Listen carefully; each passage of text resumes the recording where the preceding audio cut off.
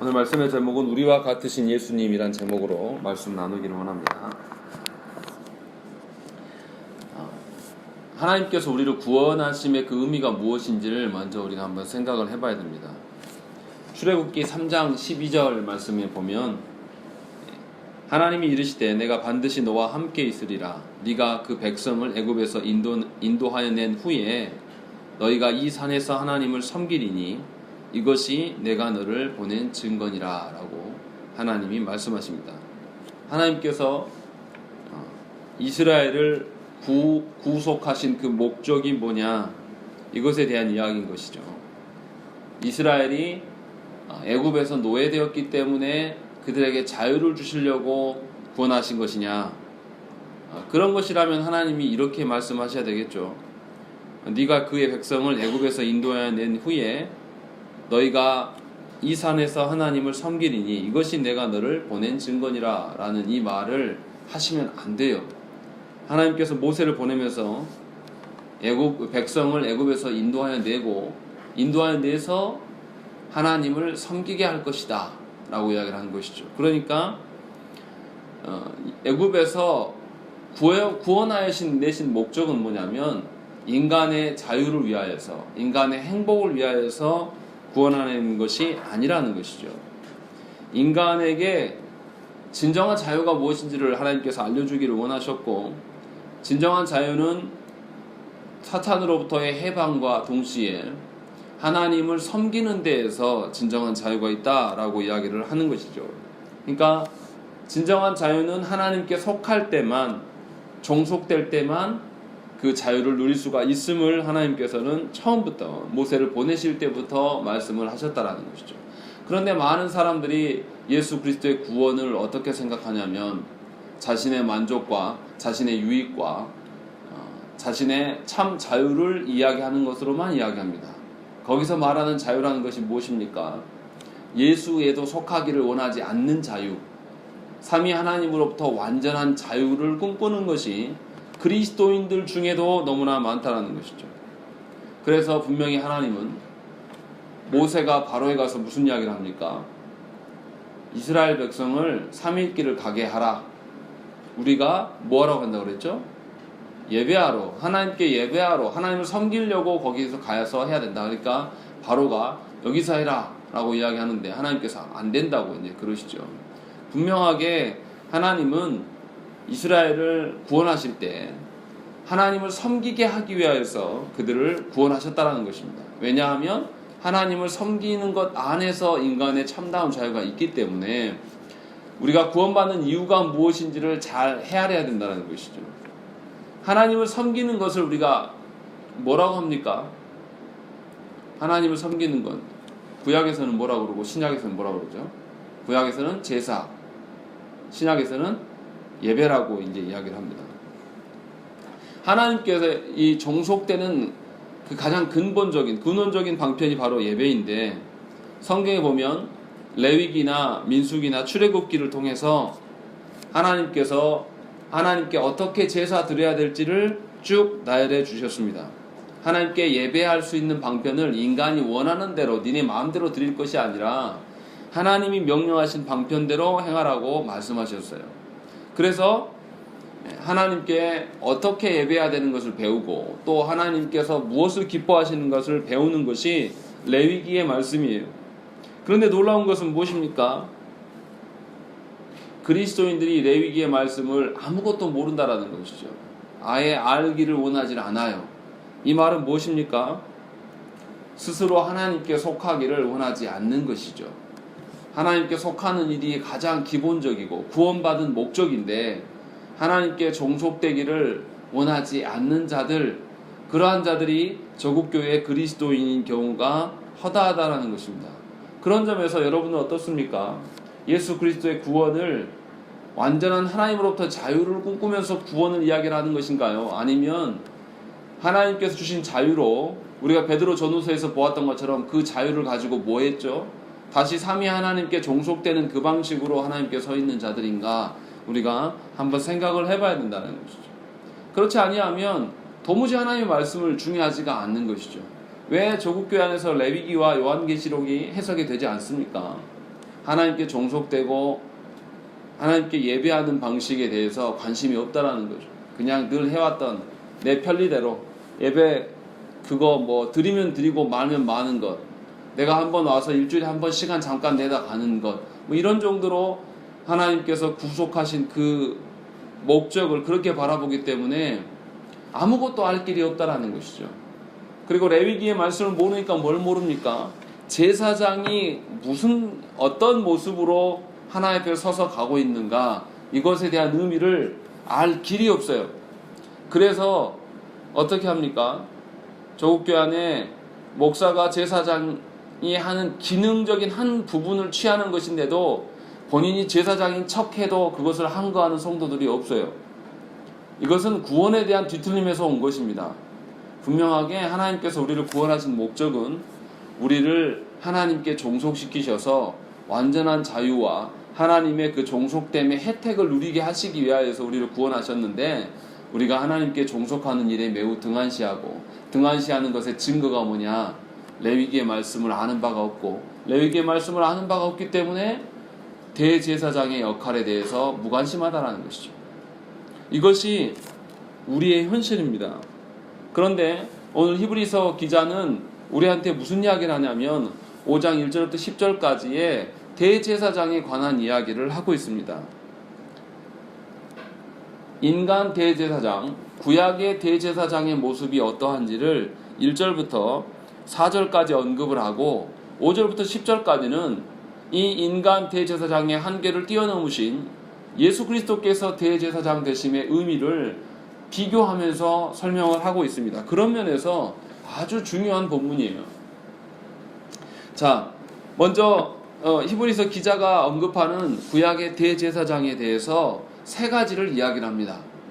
세 가지가 뭐냐면요, 대제사장의 연대성과 또 연민성, 또 하나는 선택, 이 세 가지를 이야기를 하고 있습니다. 첫째로 연대성은 뭐냐면 출애굽기 28장 1절 말씀을 제가 읽어드리겠습니다. 너는 이스라엘 자손 중 내 형 아론과 그의 아들들 곧 아론과 아론의 아들들 나답과 아비후와 엘르아살과 이다마를 그와 함께 네게로 나오게 하여 나를 섬기는 제사장 직분을 행하게 하되 라고 되어 있습니다. 제사장의 자격 요건이 뭐냐면 이스라엘 백성들 중에 한 사람이어야 된다는 의미입니다. 외국인이면 안 돼요. 무슨 말이냐면 혈통적인 의미로 무조건 이스라엘의 혈통을 갖기만 하면 제사장이 될 수 있다, 이런 의미가 아닙니다. 백성들 중에 하나란 말은 백성들 중에서 함께 살아가면서 백성들의 처지가 무엇이며 백성들의 고민과 실패, 또 백성들의 갈망함이 무엇인지를 아는 자야 된다는 의미로 말씀하시는 것이죠. 그러니까 대제사장, 우리가 생각하면 뭐만 떠올리냐면 하나님께 나아가는 측면만을 고려합니다. 그런데 분명하게 오늘 말씀에서 1절에서도 뭐라고 되어 있습니까? 우리 1절 말씀을 한번 읽어보시죠. 시작. 대제사장마다 사람 가운데서 한 자이므로 하나님께 속한 일에 사람을 위하여 예물과 제하는 제사를 드리게 하나니. 여기서 분명히 뭐라고 그러냐면 사람 가운데에서, 또 그리고 사람을 위하여 라고 되어 있다는 것이죠. 그러니까 이 대제사장이 하나님께 나아가는 측면을 이야기하기 전에 대제사장의 요건이 뭐냐면 사람들의 어떠함을 충분히 아는 자라는 것이죠. 그래서 대제사장이 하나님께 나아가기 위해서 어떻게 합니까? 본인도 죄인이기 때문에 먼저 뭘 하죠? 본인에 대한 죄를 고백하고 먼저 본인의 정결의식을 행하고 그렇게 하나님께 나아간다는 것이죠. 그런데 이 사람이 그 이전에 성소에 나오기 전에 이미 이스라엘 백성과 함께 살아가는 자로서 일상에서 백성들의 그 삶의 어떠함을 살피고 또 백성들의 삶에서 살기 때문에 백성이 무엇은 죄를 지고 있고 그 죄를 지은 자가 어떠한 심정으로 하나님께 설 수 있는가를 다 아는 자여야 된다는 것이죠. 그래야지만 백성들의 그 고초와 고충들을 하나님께 아뢰는 데 있어서 올바르게 아뢰줄 수가 있는 것이죠. 그래서 분명하게 오늘 말씀에 뭐라 그러냐면 사람 가운데서 사람을 위하여 하나님께 나아가는 자다라고 이야기를 하고 있다는 것이죠. 같은 원리를 목회자한테 적용하면 이런 것이죠. 목회자의 가장 중요한 사역이 뭡니까? 말씀을 바르게 선포하는 사역이에요.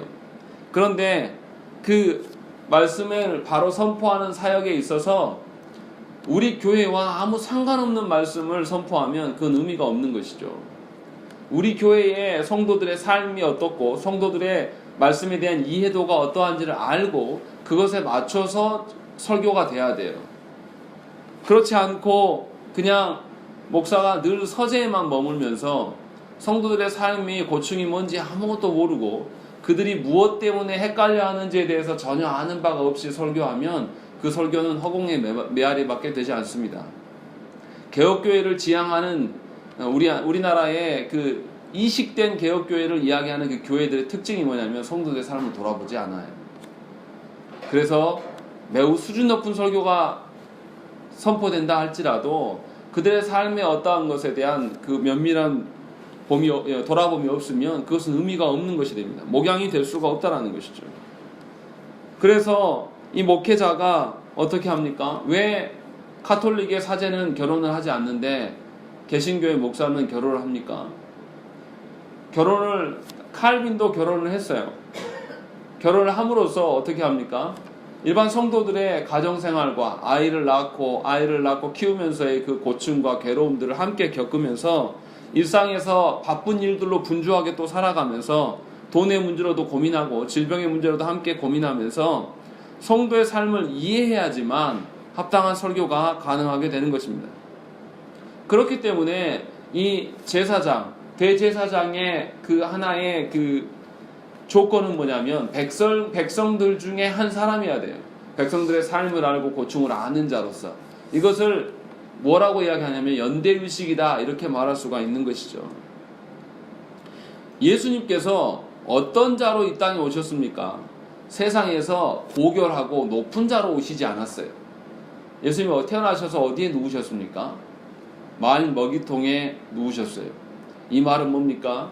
인간 중에 가장 천한 목자, 이 양떼를 지키는 목자들처럼 천한 그런 자들에게 하나님께서 임하셔서 인간의 가장 낮은 자리로 오심으로 말미암아서 사람의 겪는 그 인생의 질고와 고통에 대해서 다 알고 계신 진정한 인간으로서 오셨다는 것이죠. 그냥 특별한 존재, 인간들 중에 특별해서 왕궁에만 머물고 한 번도 힘들게 살아보지 않는 그런 자가 아니라 인간의 자리로 내려오셔서 인간의 질고와 고통과 괴로움을 다 아시는 진짜 사람으로 이 땅에 오셨다는 것이죠.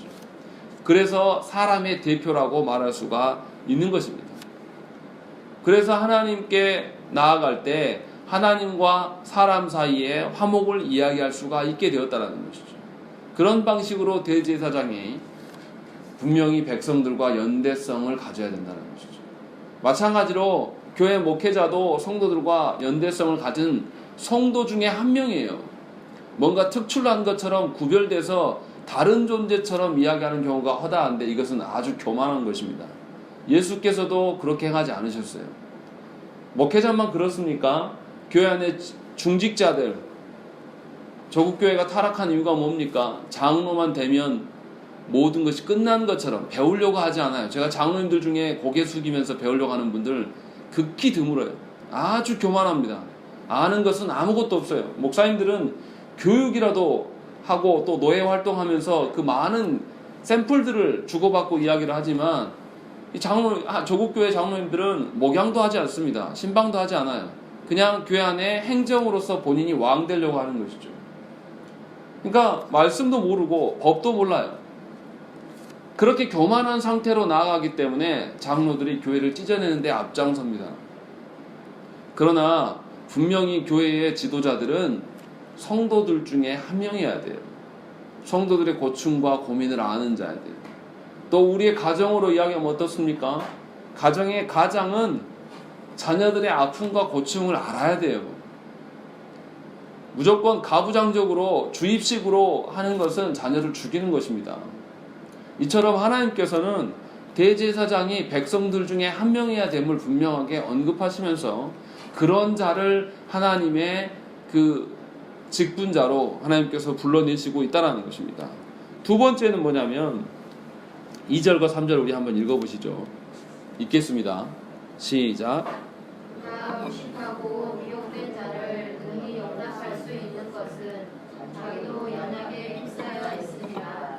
그러므로 백성을 위하여 속죄제를 드림과 같이 또한 자신을 위하여도 드리는 것이 마땅하니라. 예, 대제사장은 교회 안에 곁길로 나간 자들을 잘 이해할 수 있습니다.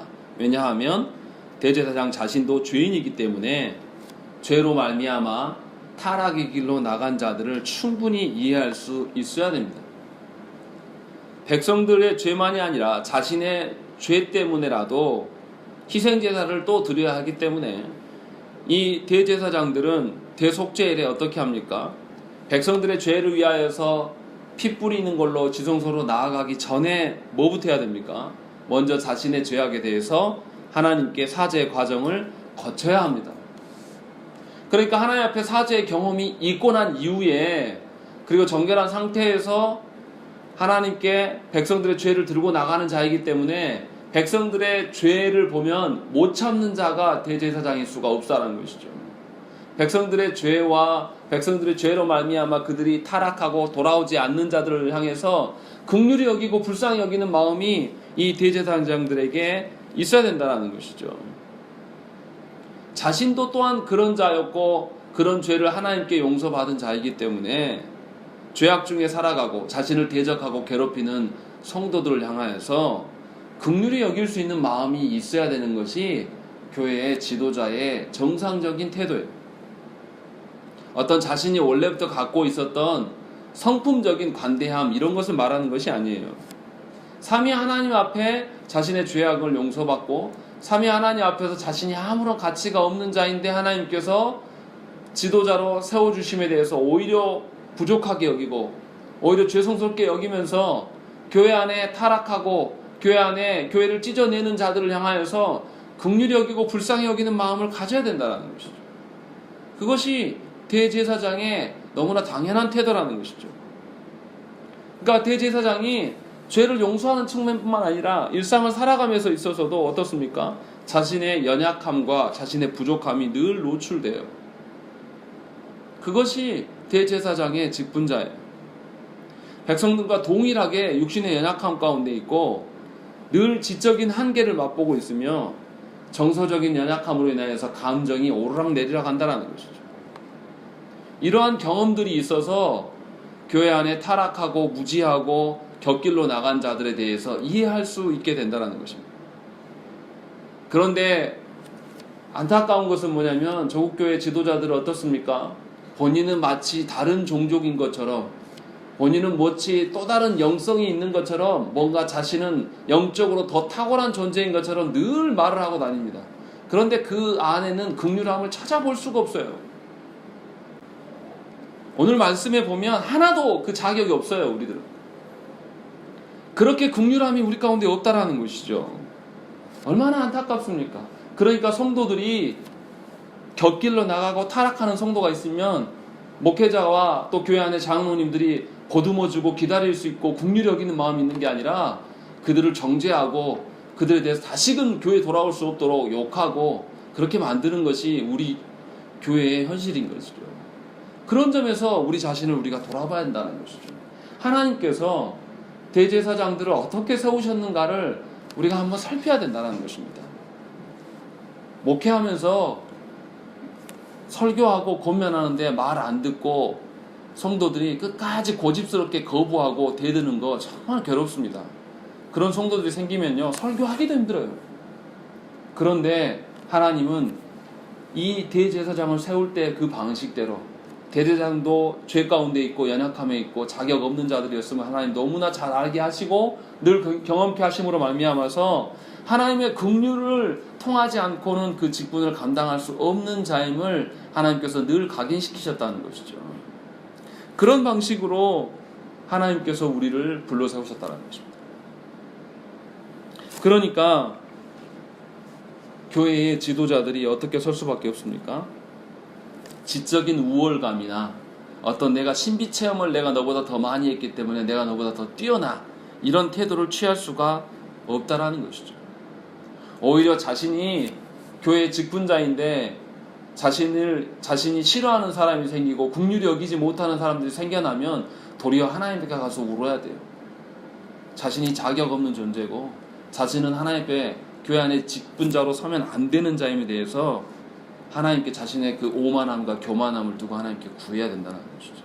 하나님께서 대제사장을 이런 방식으로 세워두셨다는 것입니다. 그리고 세 번째로 뭐라고 하십니까? 4절과 5절 말씀을 한번 읽겠습니다. 4절만 읽겠습니다. 시작.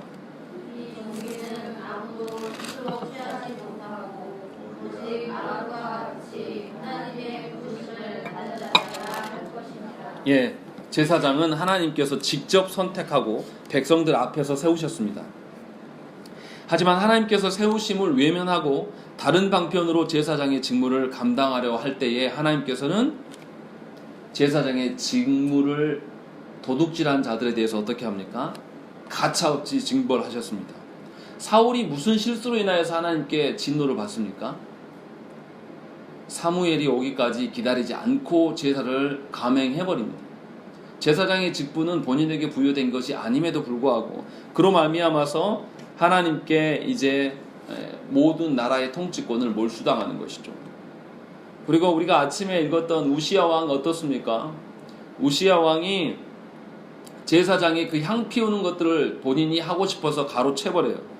그러자 하나님께서 그 우시야 왕을 어떻게 해서 죽게 만드십니까? 문둥병에 걸리게 하셔서 죽게 만드는 것이죠. 이처럼 제사장 중에 어떤 사람도 스스로 정결해지거나 스스로 높아져서 하나님의 그 자리에 서는 자가 아무도 없습니다. 하나님께서 그를 택해 주셨기 때문에 선 것이지 그 자신의 존재가 어떻고 그 자신의 그 업적이 어떠하기 때문에 그 자리에 서 있는 것이 아니에요. 그런데 너무나 안타까운 것은 오늘날 한국교회 지도자들의 모습을 보면 자신의 재능과 경력과 자신의 그 업적을 나열하느라고 정신이 없습니다. 교회마다 홈페이지를 들어가서 보면 목사의 스펙이 얼마 그렇게 많은지 모르겠어요. 자기 자랑에 흠뻑 취해 있습니다. 자기가 어디 학교를 나오고 자기가 무슨 직분을 했고 자기가 무엇을 이뤘다고 하면서 이 줄이 수도 없이 많아요. 대형교회로 가면 더합니다. 왜 이런 일들이 일어날까요?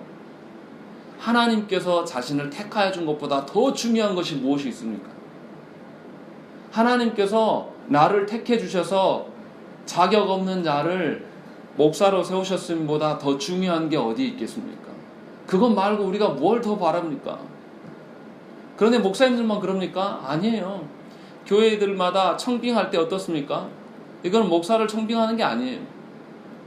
세상의 능력자를 회사 직원 뽑듯이 장로님들이 그렇게 행동합니다.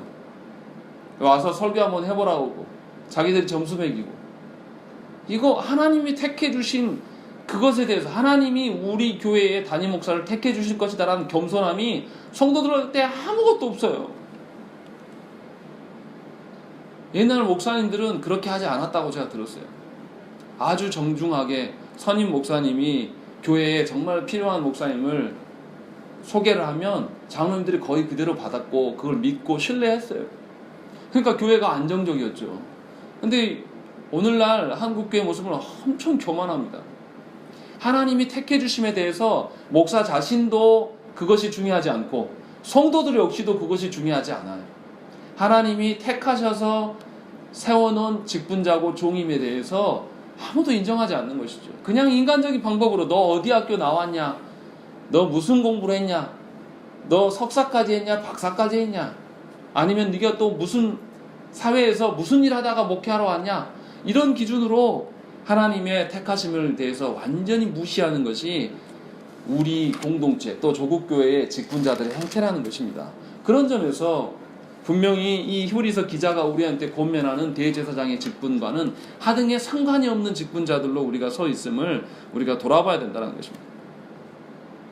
그런 면에서 조국교회의 목회자들과 장로님들은 자격이 없어요. 하나님이 택해 주심을 귀히 여기지 않습니다. 다른 스펙 쌓느라고 정신이 없는 거죠. 그러니 교회가 바로 설 수 있겠습니까? 대제사장이 하나님의 그 직무를 유기하고 대제사장의 그 직무에 유기되면 어떤 결과를 초래합니까? 백성들의 죄의 고백이 없어져요. 백성들이 회개하지 않습니다. 한국교회 그러지 않습니까? 회개하지 않는 종교가 되어버렸지 않습니까? 세상은 반성하고 그것에 대해서 복구하려고 하는데 오히려 교회가 더 더뎌요. 그런 점에서 우리가 우리 자신을 돌아봐야 된다는 것이죠. 하나님께서는 그런 방식으로 우리를 지켜가시기를 원하셔요. 하나님께서는 그런 방식으로 하나님의 교회의 직분자들을 세워놓고 이끌어가기를 원하신다는 것이죠. 그러니까 저와 여러분들이 직분자라면 성도 중에 한 명으로 서야 돼요. 마치 무엇이 특별한 것처럼 자기는 뭔가 다른 것처럼 서는 것은 굉장히 위험한 것이라는 것이죠. 또 하나님 앞에서 긍휼히 여길 수 있어야 돼요. 본인이 하나님의 긍휼로 오늘 서 있고 살아있는 거기 때문에 모든 영혼들에 대해서 긍휼히 여기는 마음을 있어야 돼요. 내 기준으로 봤을 때 수준이 안 되고 예배에 나오지 않는 그런 자들을 보면서 경멸하고 저주하고 사탄 여기지 대하면서 어떻게 그 영혼이 하나님의 긍휼을 볼 수 있겠습니까? 또한 하나님께서 나를 택해 주심에 대해서 감격해야 돼요. 우리가 얼마나 자격 없는 자들입니까? 우리 중에 자격 가지고 이야기할 수 있는 자가 누가 있습니까? 아무도 없어요. 제가 목사지만 여러분들의 삶과 뭐가 다릅니까? 똑같아요. 시간 나고 편안하면 딴짓하고 싶은 것이 제 마음이에요. 말씀 보고 그것에 막 감격하는 시간, 하나님 은혜 주셔서 정말 하루에 조금이고 나머지 시간들 졸고 있고 피곤하고 딴 생각하고 다 그렇게 연약함 가운데 살아가기 때문에 그거를 경험하기 때문에 하나님께 붙잡을 수밖에 없는 것이죠. 하나님이 붙드셔야 됩니다. 이 말할 수밖에 없는 것입니다. 여러분도 그렇게 사셔야 되는 거예요. 하나님께서 여러분의 가정이 여러분들이 그럴만해서 가정 주신 게 아니란 말이에요. 여러분의 능력이 너무나 탁월하고 부모로서의 자격이 충분하기 때문에 자녀 주심이 아니에요. 그런 자격 없는데도 우리가 부모 되기 위해서 나를 절제하고 내 자신에 대해서 어떻게 내가 배워가고 이런 건 전혀 없지 않습니까? 그냥 있는 그대로 있었는데 하나님이 자녀를 주셨고 그렇게 내가 실수대로 그냥 마음대로 키워왔지 않습니까? 그렇게 자격 없음에도 하나님께서 오늘날 우리 자녀를 죽이지 아니하시고 여전까지 살게 하시고 또 이 자녀들에게 내가 가르치지도 않았는데 하나님 앞에 사명을 보게 하시고 또 놀랍도록 하나님이 관여하시면서 일하시지 않습니까? 그것이 우리의 본 모습이에요. 하나님께서 우리를 그렇게 돌보시기를 원하신다는 것이죠. 그런데 하나님은 이 대제사장들로 멈추지 않으셨어요. 우리를 위하여서 누구를 주셨습니까? 예수 그리스도를 주셨어요. 이 대제사장이 갖고 있는 한계를 훨씬 뛰어넘는 그 예수 그리스도를 우리에게 허락하셨다는 것이죠. 그런데 예수님께서 어떠한 모습으로 우리 가운데 오시느냐, 이것을 우리가 보셔야 되고 5절 이후에 이제 나온 이야기가 바로 그것이죠. 우리 5절 6절 말씀 우리 함께 읽겠습니다. 시작.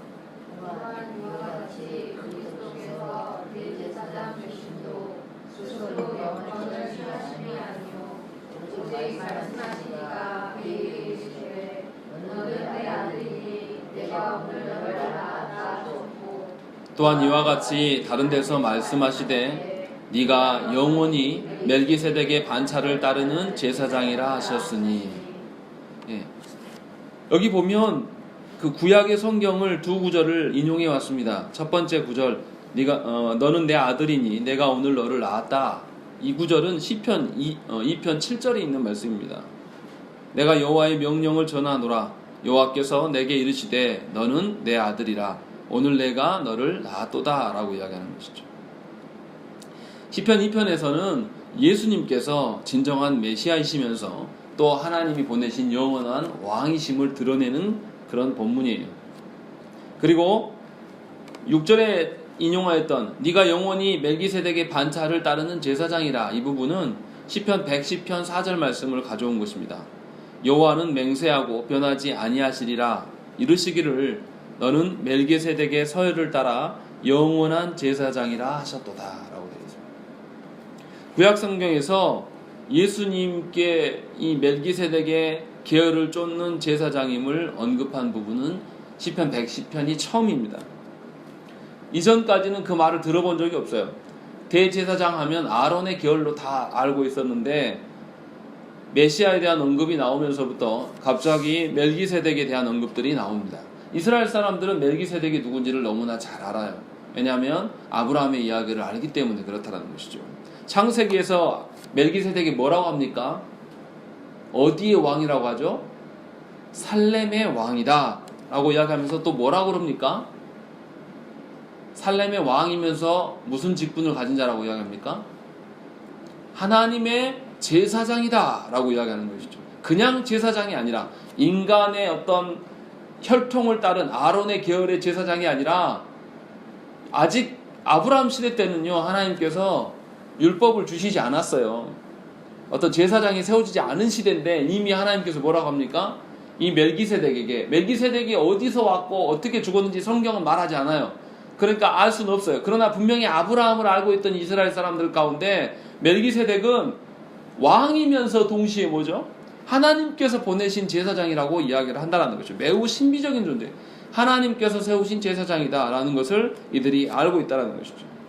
그러니까 예수님께서 이 멜기세덱의 계열 속에 있는 제사장이다. 이 말은 멜기세덱이 어디서 왔고 어디로 갔는지 알 길이 없어요. 신비 속에 쌓여있는 하나님께서 보내신 신비적인 인물인 말이에요. 멜기세덱 언급하면 하나님께로부터 온 사람이다. 이런 마음들이 히브리 사람들이 있는데 메시아이신 예수님을 향하여서 이렇게 이야기를 하고 있는 것입니다. 그러니까 이 히브리서 기자가 지금 예수님에 대해서 하고 싶은 이야기는 뭐냐면 예수님은 왕이시면서 제사장이시다. 이 말을 하고 있는 것입니다. 무슨 말이냐면 예수께서 왕이 되시고 싶어 하셨던 것이 아니에요. 그런데 성부께서 미리 작정한 대로 예정하신 대로 그 말씀을 그렇게 선포하셨고 말씀대로 실현되어서 지금 그 일들이 너희 앞에 있고 그래서 예수께서 너희 가운데 오셔서 죽고 부활하셔서 하나님 우편에 가셔서 보좌에 앉으셨다. 지금 그 이야기를 하고 있는 거죠. 그러니까 인간 제사장, 대제사장이었던 한 것과 다르게 이들의 한계를 뛰어넘는 아론의 계열이 아니라 멜기세덱의 계열로서 하나님으로부터 보낸 자로서 왕이셨고 대제사장이셨던 그분이 바로 너희들의 메시아 되신 예수 그리스도시다 라는 것에 대한 이야기를 하고 있다는 것이죠. 그래서 예수님이 어떤 모습으로 오셨냐? 우리가 잘 아는 빌립보서 2장 6절 7절 말씀에 그는 근본 하나님의 본체시나 하나님과 동등됨을 취할 것으로 여기지 아니하시고 오히려 자기를 비워 종의 형체를 가지사 사람들과 같이 되셨고 라고 되어 있다는 것이죠. 예수님께서는 왕이나 어떤 고결한 대제사장의 자리를 추구하지 않으셨습니다. 그런데 하나님께서 하나님의 영광을 위하여서 예수님을 그렇게 세워놓으셨어요. 그러자 예수님께서는 어떻게 하십니까?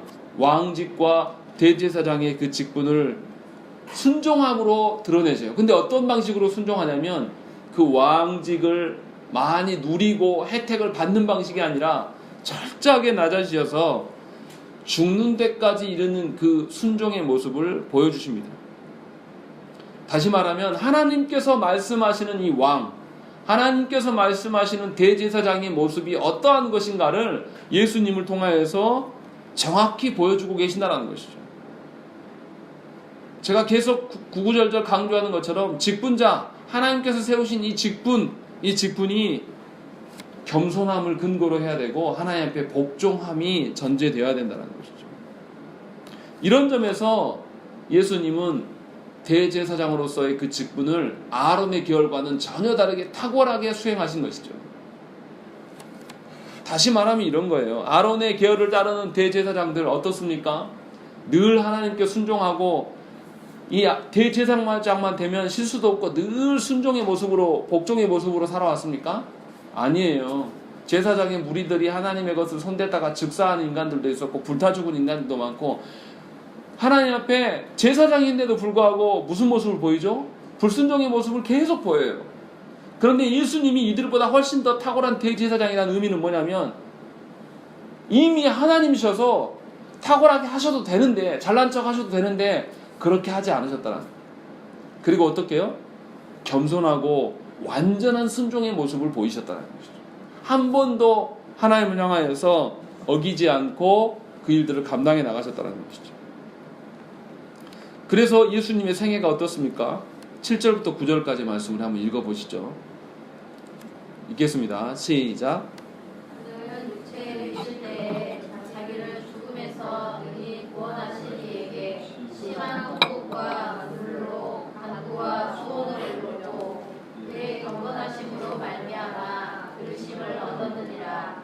그가 안리시면서도 가지신 고난으로 순종함을 배워서 온전하게 되셨은즉 자기에게 순종하는 모든 자에게 영원한 구원의 근원이 되시고, 이렇게 이야기하고 있는 것이죠.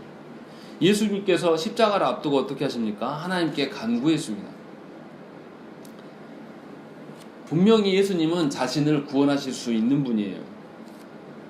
그런데 자신을 구원하실 수 있음에 대해서 언급하지 않고 자신을 구원하실 수 있는 분에게 간구하고 있는 것이죠.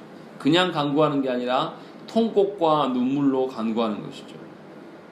왜 예수님께서 이런 방식을 취할까요? 예수님께서 대제사장으로 오셨기 때문에 이런 방법을 취하는 것이죠. 아까 앞서서 이야기했던 대제사장의 직분의 요건 3가지 중에 첫 번째가 뭐였습니까?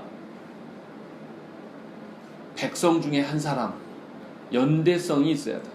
그러면 예수님이 진짜 사람으로 오셨기 때문에 어떤 마음으로 서야 되는 것이죠? 본인의 신성을 감추시고 뭘 해야 되는 거죠? 완전한 사람 입장에서 십자가를 지셔야 된다는 것이죠. 그렇기 때문에 십자가의 공포와 십자가의 그 두려움 앞에 예수님이 서 있어서 하나님께 간구하는 거예요. 사람의 힘으로 감당할 수 없는 것이기 때문에 예수님이 간구하는 거예요. 이 예수님의 간구하심의 의도가 뭡니까?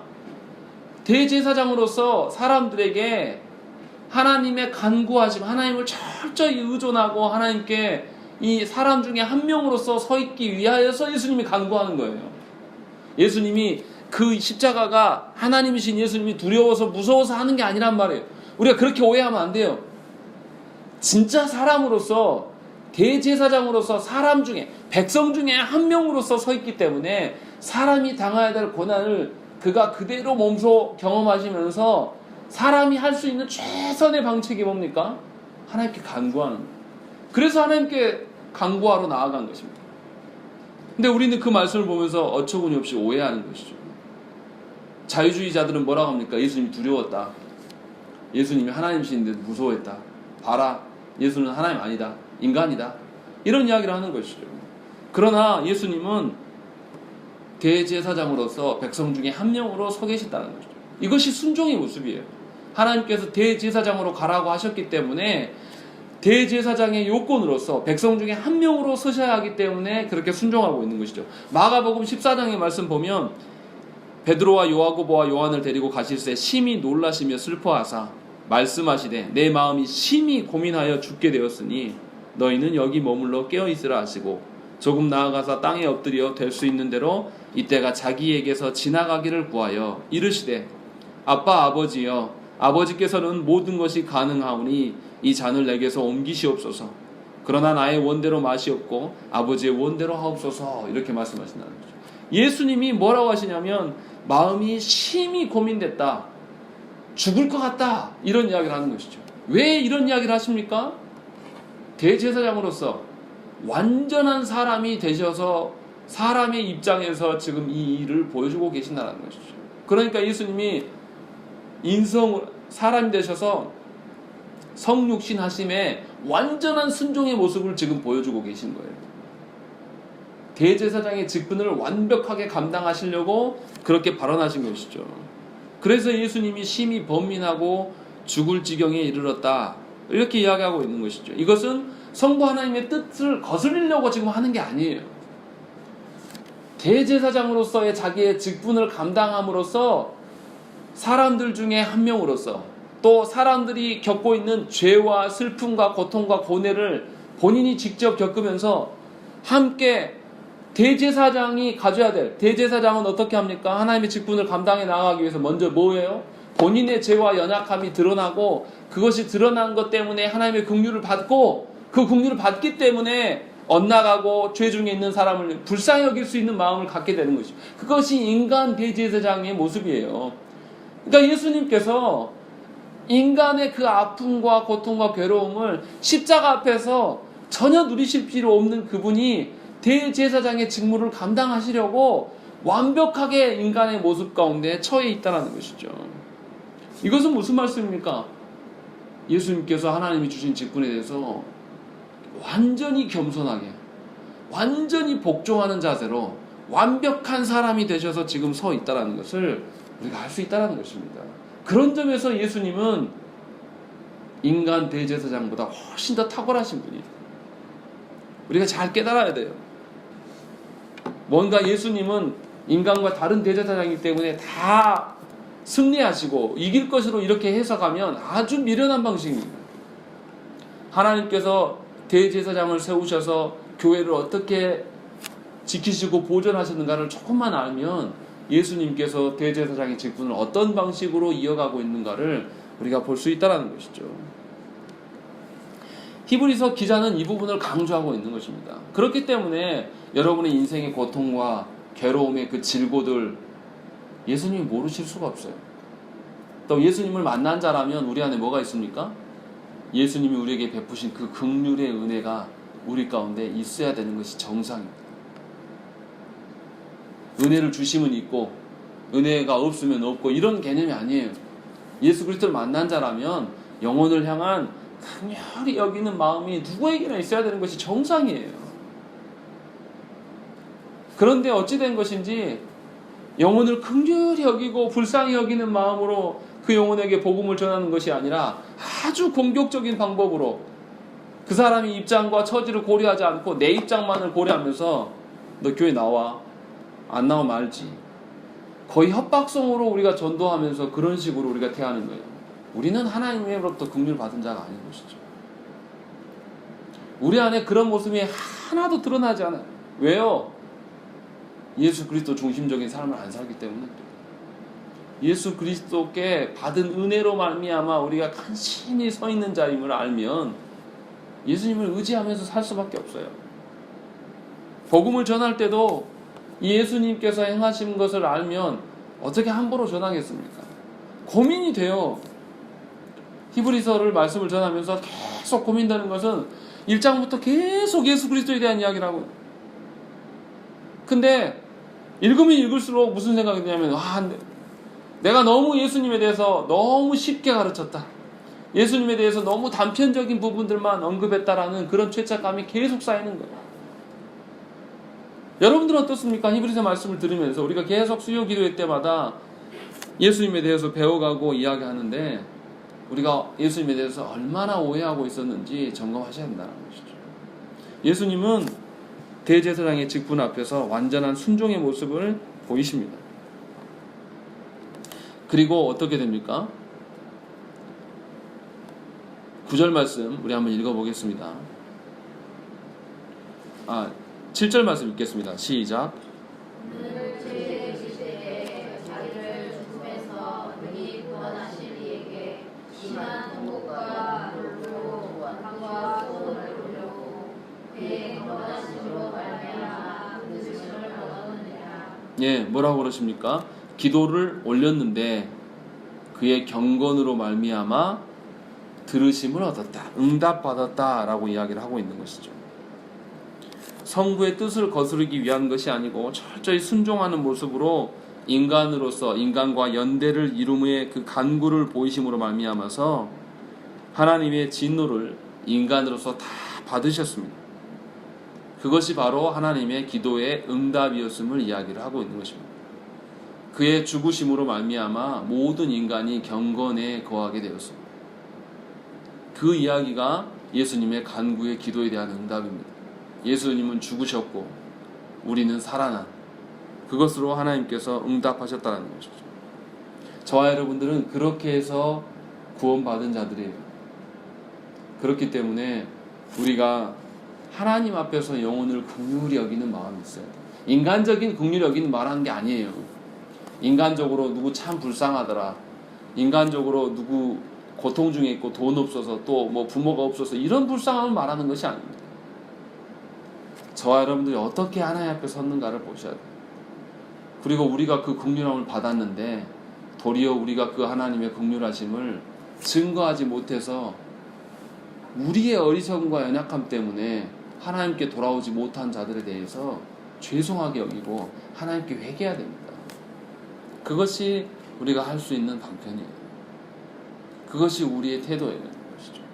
이처럼 하나님께서는 예수께서 오시기 전부터 이러한 방식으로 대제사장을 세우신 백성들 중에 한 명으로서 또 연약하고 부족한 자로서의 제사장을 세우심으로 말미암아 또 하나님 앞에서 겸손함과 긍휼함을 가진 그 대제사장으로 말미암아서 교회를 지키셨고 예수 그리스도는 이 대제사장이 완전한 순종과 겸손을 보이지 못함보다 더 탁월한 겸손과 순종의 모습을 보이셔서 우리를 부르시고 계신다는 것입니다.